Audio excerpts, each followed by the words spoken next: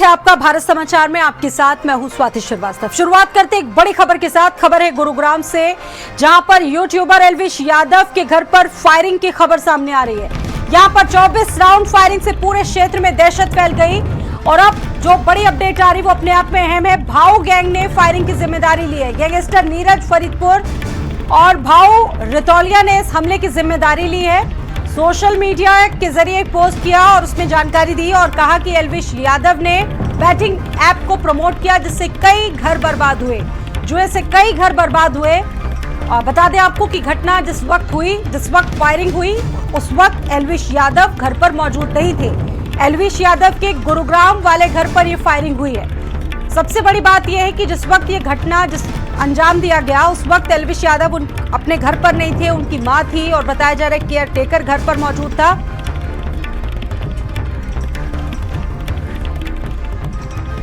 चौबीस round firing से पूरे क्षेत्र में दहशत फैल गई। अब बड़ी बात यह है कि भाऊ गैंग ने इस बात की जिम्मेदारी ली है, इस फायरिंग की जिम्मेदारी ली है। गैंगस्टर नीरज फरीदपुर भाऊ रितौलिया ने जिम्मेदारी ली है। यूट्यूबर एल्विश यादव को कौन नहीं जानता। जिस तरह से मुश्किलें यूट्यूबर एल्विश यादव की अभी पिछले दिनों बढ़ी थी, लगातार सुर्खियों में एल्विश यादव हैं और बैटिंग ऐप जो प्रमोट उनके जरिए हुआ और उसको लेकर बताया जा रहा है कि ये सारी चीजें हुई हैं। अब इसको लेकर भाऊ गैंग ने जिम्मेदारी ली हमले की। बता दें आपको कि एल्विश के घर पर ये फायरिंग हुई है जिस वक्त एल्विश यादव घर पर नहीं था। ये घटना के वक्त की तस्वीरें हैं और अब पुलिस की इन्वेस्टिगेशन जारी है। एल्विश यादव के घर पर फायरिंग। एल्विश यादव एक जाना पहचाना नाम, चिरपरिचित और बिग बॉस और साथ ही साथ कई सारे प्लेटफॉर्म्स में जिस तरीके से एल्विश यादव आते हैं। और अब आज सुबह ही उनके घर पर लगभग 23 से 24 राउंड फायरिंग से हलचल मच गई। अब बताया जा रहा है कि भाऊ गैंग ने इस हमले की जिम्मेदारी ले ली है। पुलिस की इन्वेस्टिगेशन जारी है। एल्विश यादव का पूरा परिवार बहुत डरा हुआ है, सहमा हुआ है। पिता की प्रतिक्रिया सामने आ चुकी है। बदमाश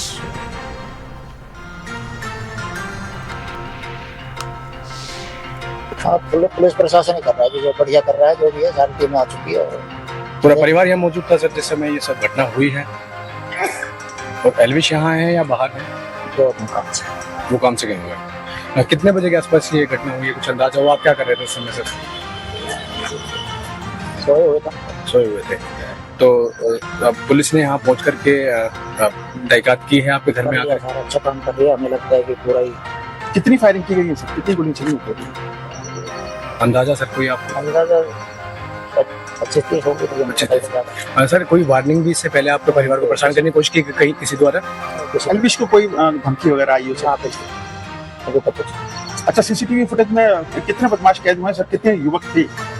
3 दिख रहे हैं, मतलब 2 दिख रहे हैं, एक उधर बाइक, मतलब बाइक आई है, जैसे 3 दिख रहे हैं लेकिन 2 ही गेट पे दिख रहे हैं। तो सर यहीं घर के बाहर खड़े होकर के सरेआम उन्होंने गोले चलाई। तो एल्विश यादव से जुड़ा ये मामला है। दीपक हमारे साथ लाइव जुड़ गए। दीपक, क्या अपडेट मिल रही है इस पूरे मामले में? अभी फिलहाल अपडेट ये भी है कि भाऊ गैंग कोई है वहां का, उसने इस मामले की जिम्मेदारी ली है, फायरिंग की जिम्मेदारी ली है। क्या नया अपडेट है इस मामले को लेकर? जी बिल्कुल स्वाति, जिस तरह से आज सुबह 5:30 बजे एल्विश यादव के गुरुग्राम आवास पे फायरिंग होती है, लगभग 24 राउंड की फायरिंग होती है। उसके बाद से सोशल मीडिया पे एक पोस्ट वायरल होता है जिसमें भाऊ गैंग ने इस तमाम जो घटना है उसका बोला कि वो जिम्मेदारी ली है। साथ ही उसने ये भी पोस्ट में कहा है कि नीरज फरीदपुर और भाऊ रितौलिया ने ये फायरिंग करवाई है। और साथ ही ये भी कहा गया है कि जितने भी लोग हैं, खास करके एल्विश यादव, यदि हम जिक्र करें, एल्विश यादव पे आरोप लगाया गया कि कई लोगों का घर बर्बाद किया गया है, क्योंकि सट्टे का प्रमोशन लगातार एल्विश यादव कर रहे थे सोशल मीडिया पे। और सबको वार्निंग भी दी गई है इस पोस्ट के माध्यम से, जिसमें लिखा गया है कि सट्टे का प्रमोशन करना, यदि किसी को कोई मिलता है, यदि सट्टे का प्रमोशन करते हो तो या तो उसे कॉल जाएगा या तो सीधे गोली जा सकती है। तो कहीं ना कहीं ये एक धमकी भी है। और साथ ही जिस तरह से एल्विश यादव के आवास पे फायरिंग की गई थी 24 राउंड की फायरिंग हुई है और उसके बाद जब एक पोस्ट सोशल मीडिया पे वायरल हो रही है, लगातार पुलिस भी इस पोस्ट की जो जानकारी ले रही है और इसके पीछे का वजह ढूंढने की। हालांकि उस पोस्ट में साफ तौर पे लिखा है कि सट्टेबाजी का प्रमोशन किया जा रहा था एल्विश यादव की तरफ से और उससे कई घर बर्बाद हो रहे थे और अब आगे वार्निंग भी दी गई है कि जो भी सट्टेबाजी को जो भी प्रमोट करेगा उसको गोली ही मिलेगी। तो कहीं ना कहीं इन तमाम चीज़ों को लेकर के अब पुलिस भी हाई अलर्ट पे हो गई है। हालांकि एल्विश यादव इस वक्त अपने आवास पे मौजूद नहीं थे जब ये फायरिंग हुई थी, वो अपने काम से कहीं बाहर गए थे। सबसे बड़ा सवाल ये है कि एल्विश यादव के पूरे पोर्टफोलियो की हम बात कर लें तो उनका पूरा पोर्टफोलियो जो बड़ा एक कहा जा सकता है विवादों में रहा है, उनका पूरा फिगर, पूरा जो कैरेक्टर है वो उनका विवादों में रहा। बड़ा सवाल ये, इससे पहले स्टेक से लेकर जो मुश्किलें उन पर बढ़ी थी उसकी इन्वेस्टिगेशन चल ही रही थी। अब ये जिस तरह की चीज़ आई है, आप बता रहे कि सट्टा ऐप को प्रमोट लगातार कर रहे थे, कई लोगों के घर बर्बाद करने का भी आरोप लगाया। चूंकि जिस वक्त हमला हुआ घर पर मौजूद नहीं थे एल्विश यादव, कौन कौन घर पर था, उन्होंने अभी तक क्या बता पाया है, इसको लेकर पुलिस की इन्वेस्टिगेशन कहां पर पहुंची? जी, घर का यदि जिक्र करें तो घर पे एल्विश यादव के पिता और उनके परिवार के लोग मौजूद थे, केयर टेकर मौजूद थे और जब ये फायरिंग हुई थी लगभग सुबह 5:30 बजे का समय था। तो जो परिवार के लोग थे वो उस वक्त सो ही रहे थे, लेकिन केयर टेकर इस फायरिंग के बाद जगता है। पुलिस को इन्फॉर्म भी केयर टेकर ही करता है, क्योंकि यदि एल्विश यादव के मकान के हम जिक्र करें तो पहले और दूसरे मंजिला पे एल्विश यादव और उनके परिवार रहते हैं और ग्राउंड फ्लोर पे उनके जो केयर टेकर वगैरह वो लोग उस में रहते हैं। तो जिस तरह से फायरिंग होती है, जो लोहे की दीवार है, उस गेट है, उस पर फायरिंग की जाती है, फिर फर्स्ट फ्लोर के गेट खिड़कियों पे भी फायरिंग की जाती है। टोटल कुल मिला के 24 राउंड की ये फायरिंग की जाती है और 3 अज्ञात व्यक्ति बाइक से सवार होकर के वहां पे पहुंचता है और 5:30 बजे का वो वक्त रहता है। तो कहीं ना कहीं पुलिस पूरे मामले की जांच में जुटी हुई है। सीसीटीवी फुटेज आपका बहुत शुक्रिया अभी के लिए, जानकारी देने के लिए। तो अब पूरे मामले की इन्वेस्टिगेशन चल रही है। बढ़ते अगली खबर की तरफ। उत्तराखंड के धराली और हिमाचल प्रदेश के मंडी और जम्मू कश्मीर के किश्तवाड़, ये तीनों जगह जहां पर बादल फटने की गंभीर घटनाएं सामने आई। कठुआ में भी बादल फटने की एक बड़ी घटना सामने आई, जिसके बाद ये घटनाएं हमें वास्तविकता की ओर ले जाती है। पहाड़ अब पहले जैसे सुरक्षित नहीं रहे। बार बार होने वाले ये हादसे सिर्फ कुदरत का प्रकोप नहीं, बल्कि इंसानी लापरवाहियों का एक बड़ा नतीजा है। अनियंत्रित निर्माण, जंगलों की कटाई, नदियों पर अतिक्रमण और पहाड़ों का संतुलन बिगाड़ने वाले प्रोजेक्ट्स ने जलवायु को बहुत असामान्य बना दिया है। ग्लोबल वार्मिंग से बादल अचानक भारी मात्रा में फट रहे हैं और छोटी छोटी घाटियां मौत के जाल बदल रही हैं। ये केवल प्राकृतिक आपदा नहीं है। अब ग्राफिक्स के माध्यम से जरा ये समझने की कोशिश कीजिए कि ये आखिरकार ये घटनाएं जो होती हैं वो होती कैसे है, कैसे फटते हैं बादल। बूंदों का भार बताते हैं इसमें एक्सपर्ट की ज्यादा हो जाता है और बादल का घनत्व भी बढ़ जाता है। उसके बाद ये घटनाएं घटित होती है, क्योंकि कई क्षेत्रों में इस तरह की बड़ी घटनाएं हुई और बड़ी बात यह है कि इससे एक सीमित दायरे में अचानक तेज बहाव या फिर बारिश होने लगती है। और ये घटनाएं कोई छोटी मोटी घटनाएं नहीं, एक बड़ा इंडिकेशन है कुदरत का। तापमान बढ़ने से भी भारी मात्रा में मॉइस्चर आ जाता है, जिसकी वजह से बादल फटने जैसी घटनाएं होती है। अब ये घटनाएं एक तरह से चेतावनी के तौर पर भी देखा जा सकता है। ये संदेश है कि अभी भी नहीं चेते तो नुकसान और बढ़ेगा। इंसानों की ये दौड़ विकास के नाम पर विनाश की तरफ ले जा रही है और समय है कि रुक हमें सब कुछ सोचकर समझकर करना होगा।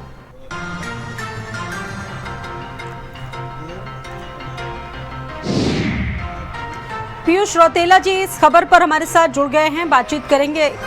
पीयूष रौतेला जी, आपका बहुत स्वागत है। सर, हाल फिलहाल में कई जगहों पर ये घटनाएं हमने देखी, चाहे कठुआ की बात करें, किश्तवाड़ की घटना करें और उत्तराखंड के धराली को तो कोई भूल ही नहीं सकता, इतनी बड़ी आपदा वहां पर आई। सवाल ये है कि ये एक पैटर्न सेट हो गया इन घटनाओं को लेकर। हम देखें लगातार बादल फट रहे हैं, एक तरह से एक बड़ा इंडिकेशन है पूरी मानव प्रजाति के लिए। कैसे संभलना होगा हमें, आपका क्या आंकलन है? कहीं ना कहीं जैसा आपने कहा, क्योंकि ग्लोबल वार्मिंग हो रही है, जिसकी वजह से जो एक्सट्रीम वेदर इवेंट्स हैं उनकी फ्रीक्वेंसी और मैग्नीट्यूड बढ़ रहा है। उसी के साथ हमें देखने की जरूरत है कि इस तरह की जो घटनाएं हैं वो हिमालय में कोई नई घटना नहीं है, आज कुछ नया नहीं हो रहा है। इस तरह की घटनाएं पहले भी होती रही हैं परंतु यहाँ देखने वाली जगह है कि हमारे जो पूर्वज थे, यहाँ के लोग थे, वो ऊंचे स्थानों पे सुरक्षित जगहों पे रहते थे। विगत कुछ 20-25 सालों में क्योंकि सड़कें आई, उसके साथ बहुत ज़्यादा तीर्थयात्री या फिर टूरिस्ट आए और सारा का सारा जो इकोनॉमिक एक्टिविटी है वो रोड के साथ सिमट कर रह गई और लोग अपनी सुरक्षित जगहों को छोड़ के इस तरह की जगहों पे आ गए जो टूरिस्ट के हब थे या फिर पिलग्रिम्स के हब थे, और वहाँ पर नुकसान जो हो रहा है इस वजह से जो डिज़ास्टर है उसका जो मैग्नीट्यूड है वो हमें ज़्यादा दिखाई दे रहा है क्योंकि लोग हताहत हो रहे हैं।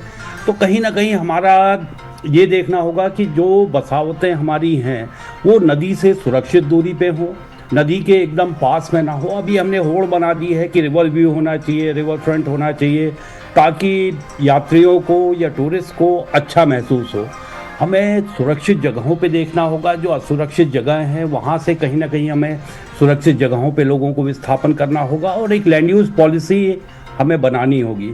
उसी के साथ जैसा आपने कहा कि यहाँ विकास बहुत अनियंत्रित हो रहा है, तो जो हम चाहे वो हिमाचल में हो, जम्मू कश्मीर में हो, उत्तराखंड में हो, नॉर्थ ईस्ट में हो, अभी सब जगहों पे सड़कों का चौड़ीकरण हो रहा है, नई सड़कें बन रही हैं और पहाड़ों में जो भी विकास होता है उसमें कहीं ना कहीं मलबा निकलता है। हम एक फ्लैट सरफेस बनाते हैं और इस मलबे के निस्तारण की हमारे पास व्यवस्था नहीं है। ये मलबा कई बार पहाड़ी ढाल पे पड़ा रहता है और जब भी भारी बारिश होती है ये मलबा तेज़ी से बहता है और इससे जो पानी है उसके नुकसान करने की, बहा के ले जाने की क्षमता जो है वो कई गुना बढ़ जाती है। तो ये सब कुछ चीज़ें हैं जिस पे हमें ध्यान देने की ज़रूरत है। कहाँ पे बस रहे हैं उसे देखने की ज़रूरत है, लैंड यूज़ पॉलिसी होनी चाहिए, डेब्री डिस्पोजल पॉलिसी होनी चाहिए, उन सब पे ध्यान देने की ज़रूरत है। और उसी के साथ जो विशेष रूप से कॉमर्शियल इस्टेब्लिशमेंट्स और बड़े हैं उनको रिस्क ट्रांसफ़र की बात करनी चाहिए, अपना बीमा करवाना चाहिए ताकि अगर कोई नुकसान होता है तो they can recover easily. That's all. बिल्कुल। Thank you. अगर आप अपने शब्दों में हमारे दर्शकों को थोड़ा समझा पाएँ कि ये बादल फटने की घटना इस वक्त बहुत ज़्यादा हो रही हैं, मतलब संभलना तो बहुत मुश्किल है क्योंकि कोई ऐसी चेतावनी है, क्योंकि ये प्राकृतिक चीज़ें हैं। अब सबसे बड़ा सवाल ये है कि बादल सबसे ज़्यादा फटते क्यों हैं, क्या इसके पीछे से? हाँ नहीं, जो फनल शेप्ड वैलीज़ हैं, जो सकरी वैलीज़ हैं, जहाँ पे पानी एकदम से, जो बादल है वो एकदम से हाइट पे जा रहा है, तो वहाँ पे जैसे जैसे ऊपर जाएगा ठंडा होता जाएगा, ठंडा होता जाएगा तो उसका जो मॉइस्चर है वो एकदम से नीचे आएगा, बारिश होगी। तो ये जहाँ पे इस तरह की घटनाएं हो रही हैं ज़्यादातर वो फनल शेप्ड वैलीज़ हैं, नैरो वैलीज़ हैं और उनमें बादल जो मॉइस्चर लेडन, वाटर लेडन जो आपके बादल हैं तेज़ी से ऊपर उठते हैं, ठंडा होते हैं और एक साथ बहुत ज़्यादा बारिश होती है, जिसकी वजह से इस तरह की घटनाएं बहुत ज़्यादा फ्रीक्वेंट इन दिनों हो रही हैं। पीयूष रौतेला जी, ऐसी क्या कोई अभी तक टेक्निक हमारे वैज्ञानिक बना पाए हैं जिससे पहले हम आंकलन लगा पाए, अनुमान लगा पाए कि हाँ कुछ बचाव हो सकता है इसको लेकर या संभावित खतरा कुछ कम हो सकता है? क्योंकि पहाड़ों पर आप भी देख रहे होंगे बेतरतीब विकास हो रहा है, चीज़ें बढ़ रही है, सड़क चौड़ीकरण हो रही है, सड़कें बिल्कुल चौड़ी की वजह से कई बार वनों को काट दिया जाता है, तो उनसे भी ये चीज़ें बहुत ज़्यादा होती हैं। नहीं, बेसिकली अभी हमारे पास डॉपलर रडार की टेक्निक है जो कि ये बता सकती है कि बादलों में कितना मॉइस्चर है, परंतु अभी अगर हम देखें तो उत्तराखंड में केवल 3 डॉपलर रडार्स हमारे पास हैं। एक मसूरी में है, एक नैनीताल में है और एक आपका बीच में गढ़वाल में है। 3 ही जगह पे है और इसकी भी अपनी सीमाएं हैं कि ये लाइन ऑफ साइट पे काम करता है, तो बहुत ज़्यादा क्योंकि पहाड़ एकदम सामने अगर बैरियर आ जाता है तो ये काम नहीं कर पाएगा। तो हमें छोटे छोटे जो डॉपलर रडार्स हैं वो विशेष रूप से जो संवेदनशील वैलीज़ हैं जहाँ पे यात्री बहुत ज़्यादा जाते हैं वहाँ पे लगाने की ज़रूरत है, तो उससे हम कुछ समय पहले वार्निंग शायद दे पाएँ। यानी कि टेक्निक और जागरूकता से हम नुकसान थोड़ा कम कर सकते हैं, लेकिन तबाही जो मचती है उस तबाही को कहीं से भी कम नहीं किया जा सकता। इन तमाम क्षेत्रों की अगर हम बात करें तो सबसे ज़्यादा वहाँ पर बादल फटने से ज़्यादातर तबाही मची है, लैंडस्लाइडिंग, इस तरह की जो घटनाएं हैं। आपको नहीं लगता है कि जो विकास है, विकास के अंधाधुंध दौड़ की वजह से ये सारी चीज़ें हो रही हैं, प्रकृति एक इंडिकेशन दे रही है कि अब संभल जाओ, नहीं बहुत देर हो रही है? नहीं, हमने एक तो जैसा आपने कहा कि विकास बहुत ज़्यादा अनियंत्रित हो गया है। हम हर जगह सड़क बनाने की बात कर रहे हैं, हर जगह हम बांध या अन्य परियोजनाओं की बात कर रहे हैं। उसी के साथ जो आपने बात की कि हमने जो टूरिज्म है या यात्रा है उसे भी बहुत ज़्यादा अनियंत्रित रूप में बढ़ा दिया है। हम ये नहीं देख रहे हैं कि क्षेत्र की या वैली की कितनी कैरिंग कैपेसिटी है। सरकारें जो हमारी हैं वो यात्रियों की संख्या से अपनी सफलता को आंक रही हैं। तो इस तरह की जो अनाधुंध दौड़ है उसे हमें रोकने की जरूरत है। ये आपने बहुत, मुझे लगता है एक बहुत महत्वपूर्ण प्रश्न यहाँ पर उठाया गया है, क्योंकि इस सफलता को आंका जा रहा है और जिसकी वजह से कई बार ऐसी घटनाएं घटती। बहुत शुक्रिया हमारे साथ जुड़ने के लिए पीयूष रौतेला जी। आप पूर्व आपदा सचिव हमारे साथ मौजूद थे। इस वक्त प्रकृति लगातार खतरे में और सबसे बड़ा सवाल ये है कि कौन आखिरकार जिम्मेदार है। क्या हम पहाड़ों को वाकई बचा पा रहे हैं या फिर उन्हें मौत के मुहाने में धकेल रहे हैं। ये तस्वीरें आपके सामने हैं जम्मू कश्मीर और इसके अलावा किश्तवाड़ की, जहां पर बादल फटने की घटना घटित हुई और उसके बाद कहा जा सकता है काफ़ी नुकसान हुआ उस पूरे क्षेत्र में, क्योंकि अब कुदरत जो है वो इंतकाम लेने की कगार पर है।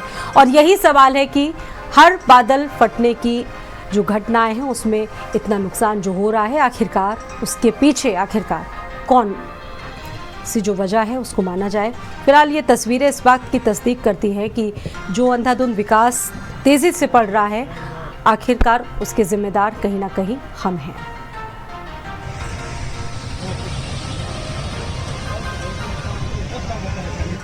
आज से यूपी T20 लीग सीजन 3 की शुरुआत हो गई। यूपी T20 लीग के मैच इकाना स्टेडियम में होंगे। आज इकाना स्टेडियम में सेलिब्रिटी का जमावड़ा भी होगा, जिसमें 6 टीमें खिताब के लिए जोर आजमाइश करेंगी। दूसरे मैच से दर्शकों की जो एंट्री है वो पूरी तरह से निःशुल्क रहेगी, फ्री रहेगी।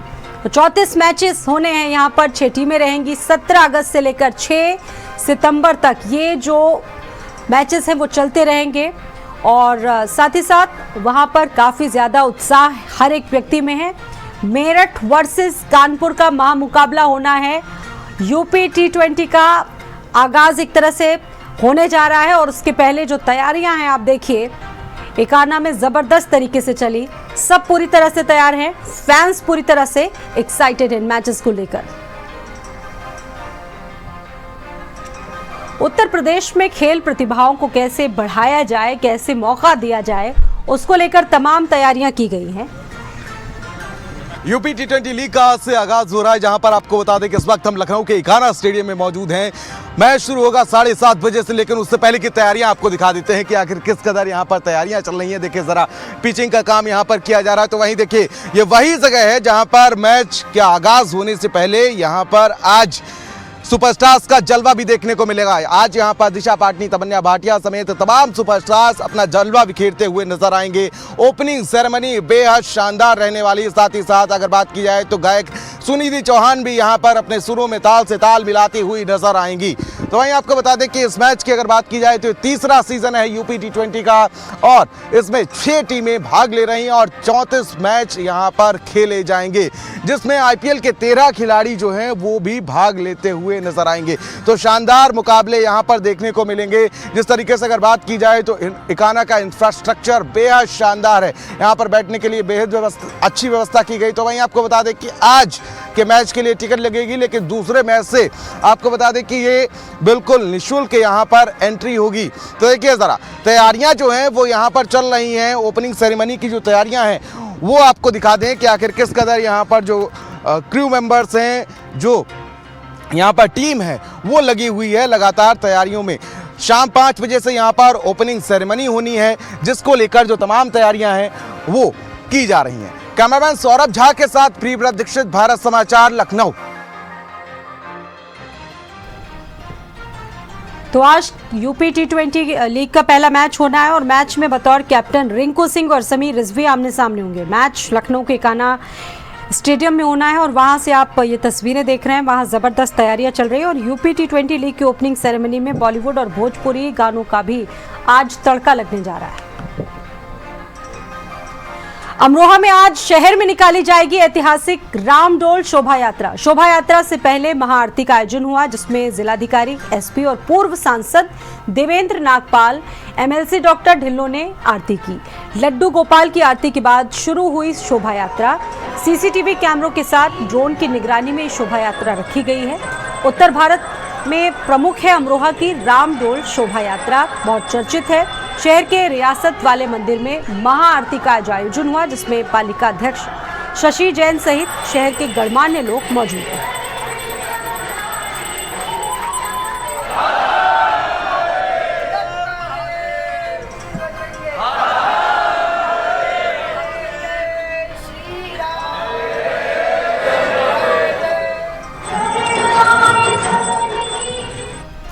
इटावा में हिस्ट्री शीटर चंद्रशेखर से पुलिस की मुठभेड़ हुई है, जिसमें लूट, चोरी, हत्या के प्रयास और गैंगस्टर समेत 17 केसेस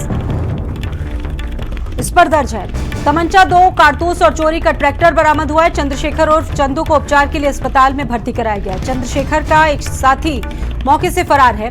पुलिस अब इसकी तलाश में जुटी है। थाना बकेवर क्षेत्र के एक नौर तिराहे के पास मुठभेड़ हुई है। चंद्रशेखर उर्फ चंदू को उपचार के लिए अस्पताल में भर्ती कराया गया है। चंद्रशेखर का एक साथी फरार है। पुलिस इसकी तलाश में जुटी है।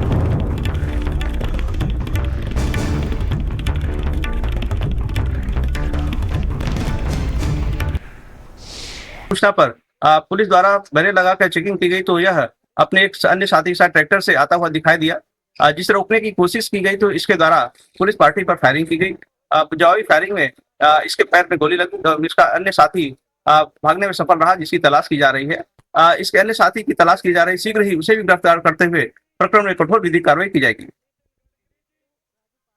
अगली खबर है पीलीभीत से। दाखिल खारिज के नाम पर लेखपाल का रिश्वत लेने का वीडियो वायरल है। पीड़ित पैसे गिनकर लेखपाल को देता हुआ नजर आ रहा है। लेखपाल 50,000 रुपए की रिश्वत उसने ली। रिश्वत लेने के बावजूद लेखपाल दाखिल खारिज उसने नहीं किया। एसडीएम से शिकायत के बावजूद लेखपाल पर अभी तक कोई एक्शन नहीं हुआ है। जांच के नाम पर एसडीएम योगेंद्र देव शर्मा को बचाने में जुटे हैं अधिकारी। तहसीलों में लेखपालों की धन उगाही और भ्रष्टाचार सारी चीजें सामने आती हैं, लेकिन उसके बाद भी ऐसे लोगों पर कोई कार्रवाई नहीं। पीलीभीत की अमरिया तहसील में तैनात रिश्वतखोर लेखपाल, उससे जुड़ा ये मामला है।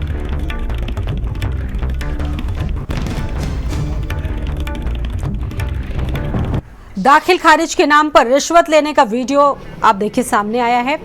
लेखपाल का रिश्वत लेने का ये वीडियो पीलीभीत का बताया जा रहा है।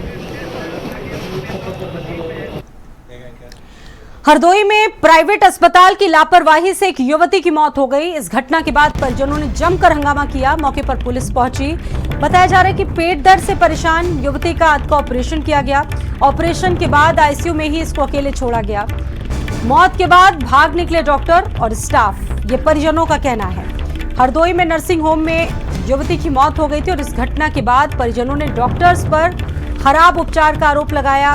बैड ट्रीटमेंट का आरोप लगाते हुए परिजनों ने जमकर हंगामा किया और ये भी आरोप लगाया कि मौत के बाद जो स्टाफ था, डॉक्टर्स थे, वो भाग निकले। हरदोई के नर्सिंग होम में एडमिट कराई गई थी युवती। प्राइवेट अस्पताल की लापरवाही से युवती की मौत हुई है और इस घटना के बाद काफी लोगों ने हंगामा किया। पूरा लोग भाग गए, 1 घंटे से नहीं आए और जब मैं बुलाया जाके आए एक बार देखे और देख के तुरंत निकल के सब लोग खड़ा करके बंद करके निकले। अगर ऑपरेशन किया हुआ मरीज अगर आईसीयू में भर्ती हुआ है तो उसके साथ में डॉक्टर होना चाहिए, लेकिन वहाँ पे डॉक्टर नहीं था। पूरा लोग डॉक्टर लोग मिलके सब निकल लिए। ये हमारी डॉक्टर की वजह से लड़की क्यों नहीं वहाँ पे थे। मरीज जब अंदर है तब तुम लोग किधर चले गए? तुम लोग सब अपने भाग गए, क्यों भाग गए? अगली खबर है लखनऊ से, जहां जिसने न सिर्फ जिंदगी की उम्मीद लौटाई बल्कि एक बार फिर साबित कर दिया कि क्यों लखनऊ का केजीएमयू उत्तर भारत का सबसे बड़ा और भरोसेमंद मेडिकल सेंटर कहा जाता है। बता दें कि लखनऊ के गोमती नगर निवासी एक मासूम बच्चा कार्तिक उस वक्त मौत के करीब था जब एक लोहे की छड़ उसके सिर में आर पार घुस गई।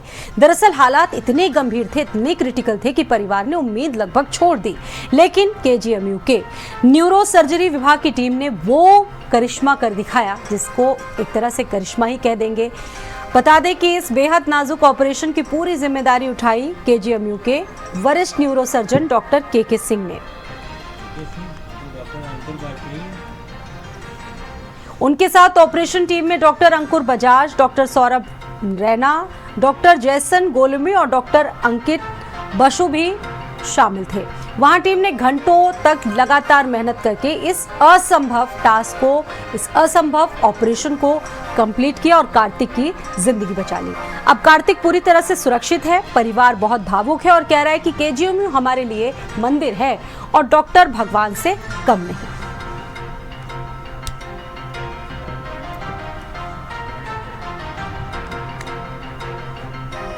इस बुलेटिन में इतना ही। आप बने रहिए भारत समाचार के साथ। नमस्कार।